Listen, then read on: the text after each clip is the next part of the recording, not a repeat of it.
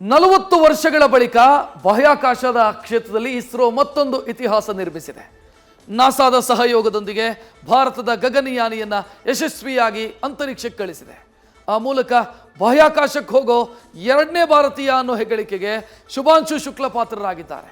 ಇದು ಇಡೀ ಭಾರತೀಯರಿಗೆ ಹೆಮ್ಮೆಯ ವಿಷಯವಾಗಿದೆ.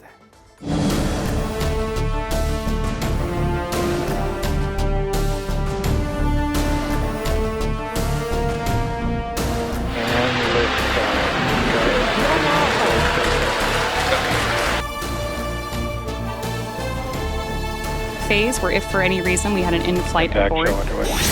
ಬಾಹ್ಯಾಕಾಶ ಇತಿಹಾಸದಲ್ಲಿ ಭಾರತದ ಮತ್ತೊಂದು ಮೈಲಿಗಲ್ಲು.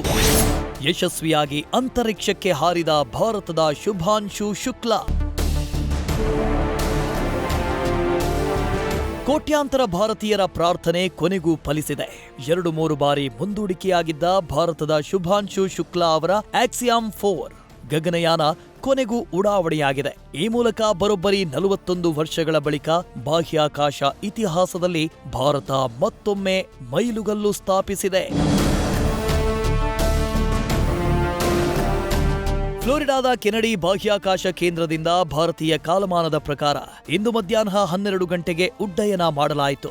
ಭಾರತೀಯ ವಾಯುಸೇನೆಯ ಗ್ರೂಪ್ ಕ್ಯಾಪ್ಟನ್ ಶುಭಾಂಶು ಶುಕ್ಲಾ ಅವರು ಈ ಮಿಷನ್ನ ಪೈಲಟ್ ಆಗಿ ಬಾಹ್ಯಾಕಾಶಕ್ಕೆ ತೆರಳಿದ್ದು ಇದು ಭಾರತೀಯರಿಗೆ ಹೆಮ್ಮೆ ತಂದಿದೆ. ಈ ಮೂಲಕ ಬಾಹ್ಯಾಕಾಶಕ್ಕೆ ಹೋಗಿರುವ 2ನೇ ಭಾರತೀಯ ಎಂಬ ಹೆಗ್ಗಳಿಕೆಗೆ ಶುಭಾಂಶು ಶುಕ್ಲಾ ಪಾತ್ರರಾಗಿದ್ದಾರೆ.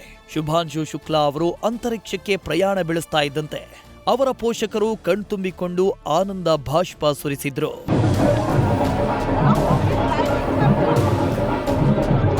ಫಾಲ್ಕನ್ 9 ಎಂಬ ರಾಕೆಟ್ ಹಾಗೂ ಕ್ರೂ ಡ್ರ್ಯಾಗನ್ ಎಂಬ ಅಂತರಿಕ್ಷ ನೌಕೆ ಮೂಲಕ ಉಡಾವಣೆ ಮಾಡಲಾಗಿದೆ.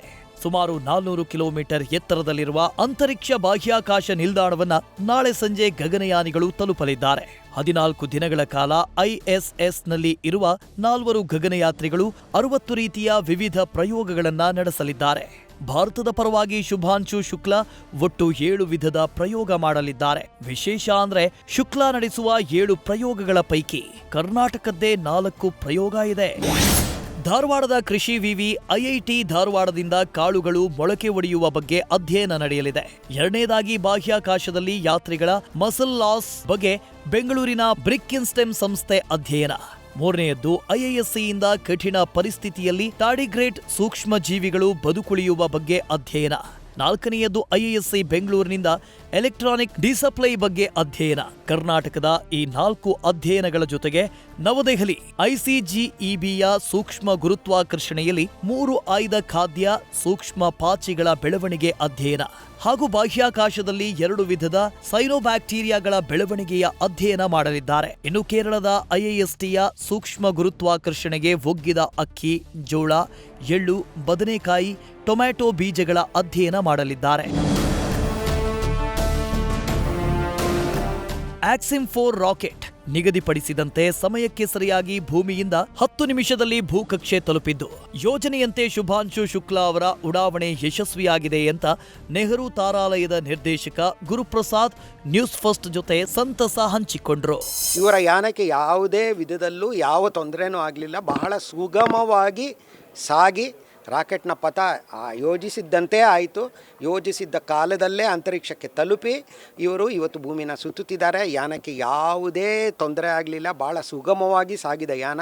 ಇದು ಭಾರತೀಯರೆಲ್ಲರಿಗೂ ಕೂಡ ಸಂತಸವನ್ನು ತರುವಂತಹ, ಸಮಾಧಾನವನ್ನು ತರುವಂತಹ ಒಂದು ಅಂಶ.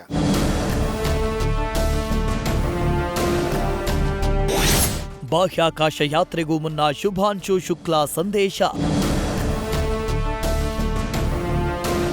ಇನ್ನು ಬಾಹ್ಯಾಕಾಶ ಯಾತ್ರೆಗೂ ಮುನ್ನ ಶುಭಾಂಶು ಶುಕ್ಲಾ ಭಾರತೀಯರನ್ನ ಉದ್ದೇಶಿಸಿ ಮಾತನಾಡಿದ್ರು.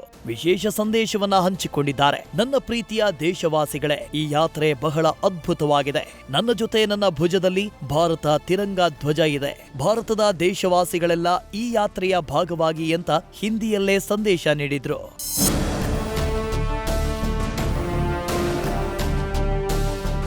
ಬಾಹ್ಯಾಕಾಶಕ್ಕೆ ಪ್ರಯಾಣ ಬೆಳೆಸಿದ ಭಾರತದ ಶುಭಾಂಶು ಶುಕ್ಲಾ ಅವರು ಬಾಹ್ಯಾಕಾಶ ಪಯಣದ ಮಾರ್ಗ ಮಧ್ಯೆಯೇ ನಾಸಾ ಕಂಟ್ರೋಲ್ ರೂಮ್ಗೆ ಸಂದೇಶ ರವಾನಿಸಿದ್ದಾರೆ. ಇದೊಂದು ಅದ್ಭುತ ಪಯಣ ಅಂದಿದ್ದಾರೆ. ನೌಕೆಯು ನಾಳೆ ಸಂಜೆ ಅಂತಾರಾಷ್ಟ್ರೀಯ ಬಾಹ್ಯಾಕಾಶ ಕೇಂದ್ರ ತಲುಪಲಿದ್ದು ಇಡೀ ದೇಶವೇ ಶುಭಾಂಶು ಶುಕ್ಲಾಗೆ ಯಶಸ್ವಿಯಾಗಿ ಅಧ್ಯಯನ ನಡೆಸಿ ಇತಿಹಾಸ ನಿರ್ಮಿಸಲಿ ಅಂತ ಶುಭ ಹಾರೈಸಿದ್ದಾರೆ. News first bureau. News first ನಿರ್ಭೀತಿಯಿಂದ ನಿಮ್ಮ ಪರವಾಗಿ.